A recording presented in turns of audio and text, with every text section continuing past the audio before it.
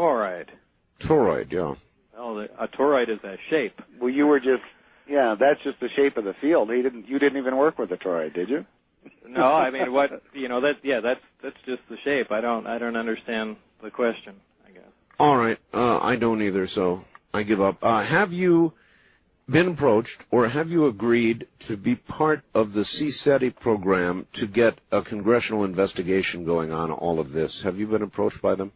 No, not that I know of or remember. All right. Please ask Bob. There is a gravity theory out there that says that gravity is RF waves from 1 hertz to past light. Basically, energy doesn't get destroyed, so it must all be out there, billions of waves. The Earth is an RF absorber, so on one side you are pushed to the Earth by the pressure of these RF waves. Do you think the engine you were working with was simply a wideband RF amp, then taking the signal 180 degrees out of phase, canceling any waves coming in, thus making anti-gravity? No, I don't think so. I mean, I kind of see what he's leaning to. He's relating the gravitational waves to RF waves, and in fact, in some respects, there are some similarities here and there, but it isn't just plain RF. Okay. A cavity resonator normally bounded by conducting surfaces in which electromagnetic energy may be stored or transmitted as oscillations whose frequency is determined by the size, shape, makeup of the cavity. Do these propulsion systems use this technology in scalar form, waveguide, continue. Waveguide form, or modulated FM form against or with gravity? In waveguide form with gravity, essentially is gravity. This is along the lines of what I was saying, that this behaves very similar to a microwave system. And, we're seeing really a lot of similarities in the construction of the two, the comparison between the reactor waveguides and emitters and microwave systems themselves. All right. What does Mr. Lazar think of Dr. Michael Wolff? He has in the past supported Mr. Lazar's claims about S4 and the sports model. Do you remember? Just refresh me on... he's the gentleman from back east, I think in Connecticut or somewhere like that, who says... in fact, I think I read that he said that... he was actually a medical doctor working out at S4. Isn't that right, Art? I vaguely recall that. Something like that, and essentially concurs with a lot of the things you have to say. But I don't think Bob has ever spoken to him or talked to him, or. I really don't. I really don't remember his entire story, so I can't really. And he wrote a book, but we didn't get it. All right. Lee in Grand Junction, Colorado asks, Bob was being interviewed on a program several years ago where he described seeing a black and white photograph of an alien which had an autopsy performed on it. He said at the time all you could see was one large organ in the chest cavity. If he has seen the video, Alien Autopsy, please ask him if that's what he saw or how the two compare. No, that isn't what I saw. I don't believe that video is authentic. I believe that's completely fabricated. In one of the briefings I had mentioned, there were 2 autopsy photographs of the apparent occupants of the craft. They were both cut. One was cut in a T fashion. It was a bust shot, essentially, from the middle of the chest upward. Mm-hmm. The chest was cut in a T fashion. The skin was pulled back, and apparently what was removed from the body was a single large organ, and I said that it most closely resembles a liver. Now, we're dealing with a black and white photograph, so I don't know what color it would be, but it has that almost semi-fluid appearance.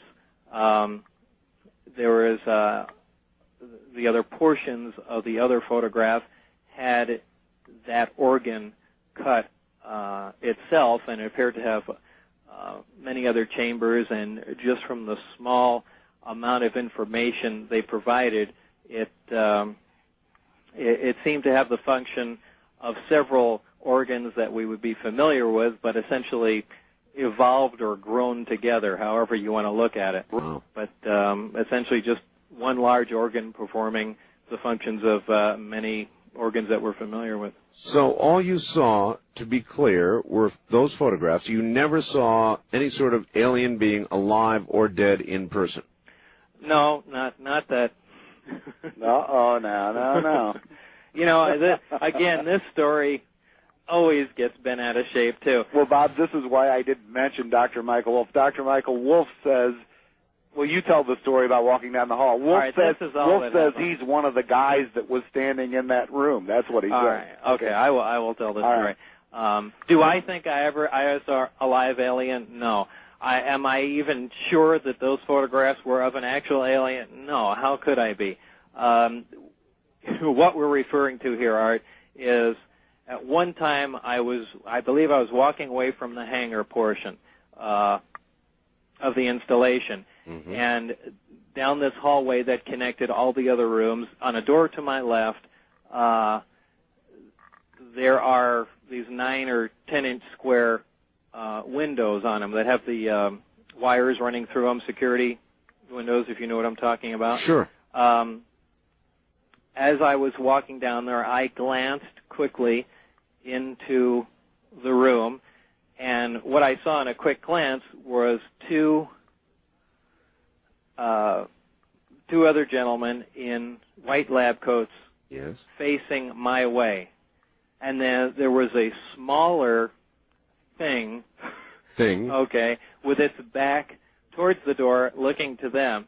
And this was at a quick glance, and walked by, and immediately, you know, everyone has jumped on it, saying, well, there was a live alien there, so on and so forth. Now, I find it much more plausible to believe that this was a dummy or something, them trying to ascertain the size of whatever creature flew in these crafts. Perhaps they were going to sit it in a seat, see where its arm placements, leg placements would be, so on and so forth. But I have, you know, there's certainly no reason for me to believe that was an actual alien living.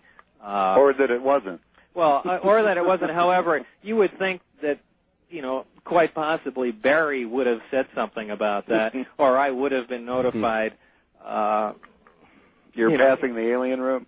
Well, or it's something along those lines. I don't think that would have been left out. And, you know, quite frankly, if there were living aliens there, would we be doing a back engineering program like we were? Wouldn't we be receiving some instruction as to how these devices operated? So it's unless they weren't the aliens that knew that. Yeah. Anyway, boy, I don't believe that was. I believe they had a little dummy there because they were sitting there looking at it like they were trying to size it up as to, is this thing the right size, or so on and so forth. Anyway, Dr. Michael Wolf alleges that he was one of the men in the white lab coats. All right. That's where he fits in that story. All right. We're going to break here at the bottom of the hour. We'll be right back.